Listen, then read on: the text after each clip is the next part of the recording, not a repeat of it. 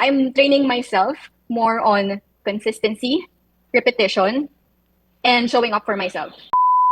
Ayan, this morning nga po ay may makakapanayam tayo para ikwento sa atin kung ano ba ang journey niya bilang dental student, and at the same time paano niya pinagsasabay ang fitness at content creation. Syempre makakasama nga po natin ang Miss Ayla Dizon. Maaari po ba kayong magpakilala sa ating mga listeners at viewers?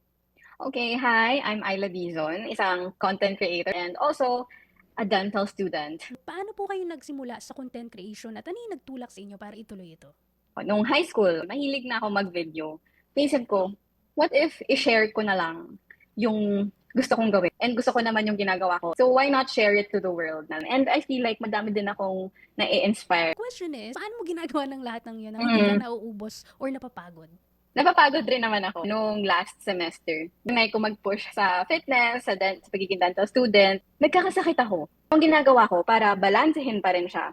Just step by the step.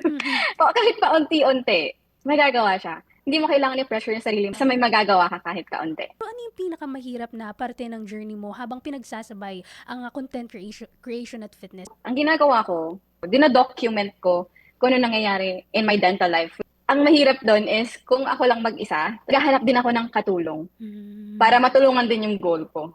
So, malaking factor yung may katulong din ako. Ano kaya yung challenging part para sa'yo sa pagiging consistent sa fitness? Yung very challenging part is doing the workout. Pag alam kong wala talaga akong time, kasi yung minimum lang na pwede kong magawa, gagawin ko. I'm training myself more on consistency, repetition, and showing up for myself. May mga times ba, Maring Ayla, na may mga tinatamad moments ka? Definitely, may mga tinatamad moments ako. Kasi ang pagiging productive, hindi lang naman siya yung araw-araw may ginagawa. Rest is also being productive. It's also productivity. Hindi ko ginigilt yung sarili ko na mali ang ginagawa ko. It's part of the productivity. So meron ka bang gustong sabihin, tips, paalala para sa ating lahat? Lalo na siguro dun sa mga nagjo-juggle ng iba't ibang responsibilities sa kanilang buhay. So don't pressure yourself too much. Everyone has a beginning. Everyone has their own start. So being able to get up and being able to start, that's good na. Ayan. So just do it talaga. So guys, sa interview, dito ako umupo. Kasi ito yung background ko, kung makikita niyo. Kasi ito yung room kung saan. Kasi nandito ako ngayon sa DMF, dun sa Prax Review Center. Siningit ko lang yung interview dun sa akin. So, merong room na available. Hindi naman super ganun kaingay.